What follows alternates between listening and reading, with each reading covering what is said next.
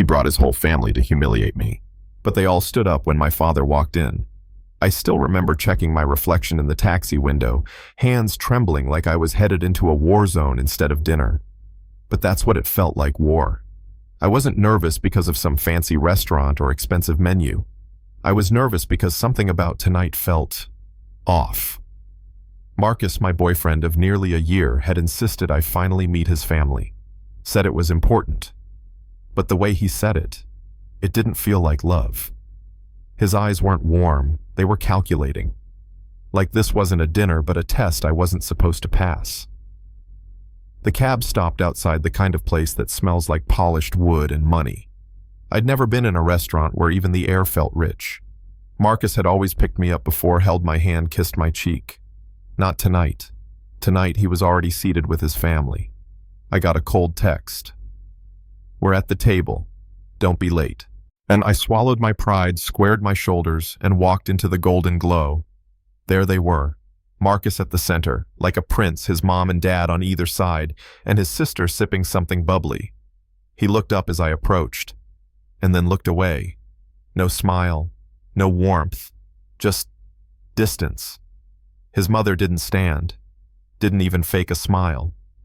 "So this is the girl," she said flatly. "Nice to meet you, Mrs. Montgomery," I offered, extending a hand. She barely touched it, like I was contagious.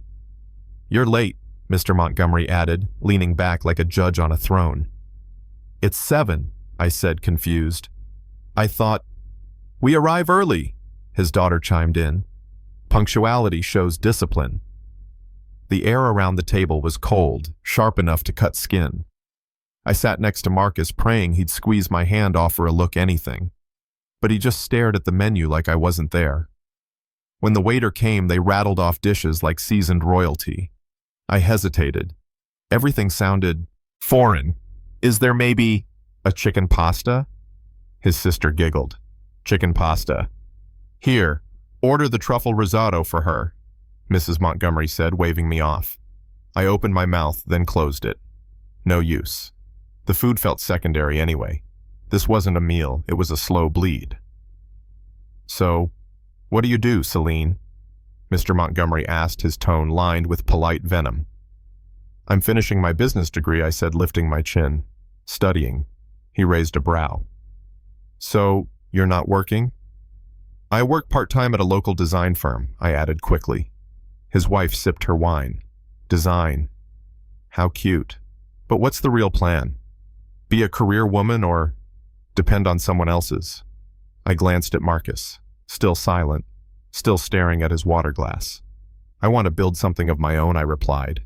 His sister scoffed. "That means broke." They laughed. I smiled. Not because it was funny, but because it was all I had to shield myself. Mr. Montgomery leaned forward, voice low. "Marcus comes from a certain standard. We want someone who matches that." I felt that in my bones, like I didn't belong at the table or in Marcus's life. I kept waiting for him to say something. Anything.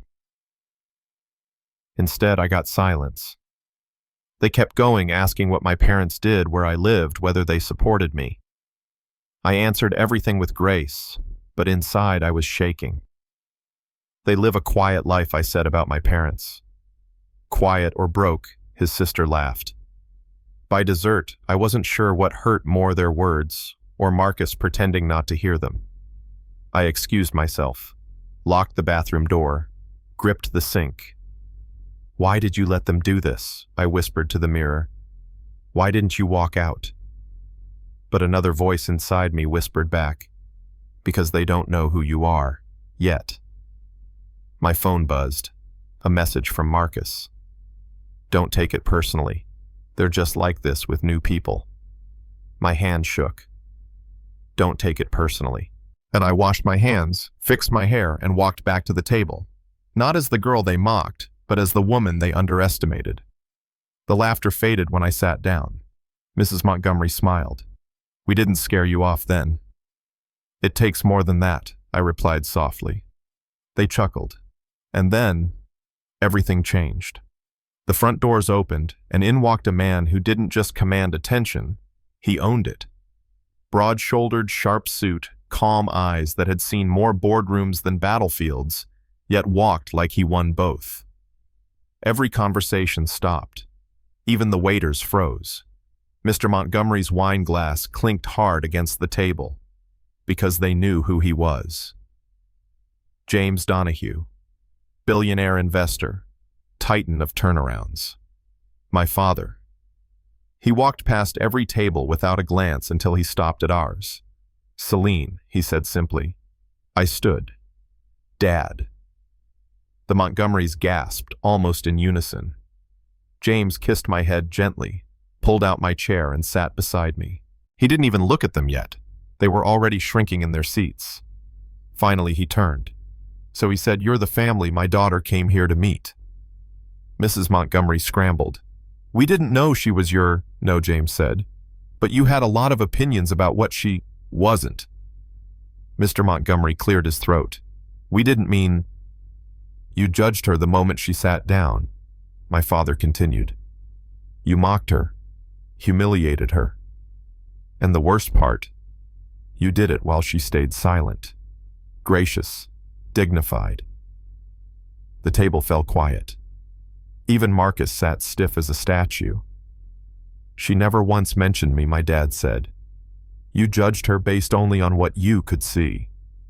That tells me more about your family than it ever could about mine." His voice wasn't angry. It was controlled, precise, and somehow louder than shouting. Marcus finally found his voice. "Celine, you didn't tell me." I turned to him calm. Would it have changed anything? He opened his mouth, closed it. My father turned to him now. "You had her trust, and you delivered her into the hands of people who tore her down, and you watched." "I didn't think," no, Dad said. "You didn't." Mr. Montgomery tried to recover. "If we had known," James's eyes flashed. "If you had known she was my daughter, you would have treated her better." That silence. That's when they realized they'd lost everything that mattered. Dad stood. So did I.